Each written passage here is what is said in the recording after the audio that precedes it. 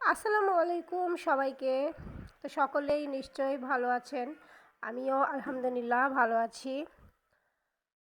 তো আমার জীবনের সবথেকে বড় শিক্ষক হলো আমার নিজের লোকেরাই।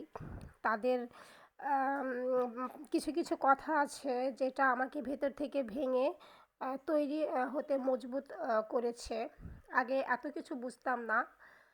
কিন্তু এখন অনেক কিছুই বুঝেছি। তারা আমাকে অনেক কিছু শিখিয়েছে। আসলে ওদের তিরস্কারের জন্য বা কটু কথার জন্য ওদের কাছে আমি মানে ওদেরকে অপরাধী মনে করছি না, বরং আমার শিক্ষক হিসেবেই মনে করছি।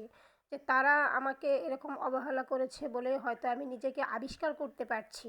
এজন্য তাদের কাছে আমি অনেক কৃতজ্ঞ।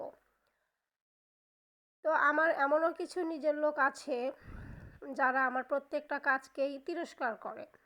আমি এটা পারবো না, আমি এটা হবে না, হ্যাঁ দেখেছি তুমি তো কবে থেকে করছো, নানা রকম কথা বলে। তো আমি সেগুলোকে আর গায়ে মাখি না। আগে খুব ভাবতাম যে আসলেই হয়তো হবে, কিন্তু এখন আর এসব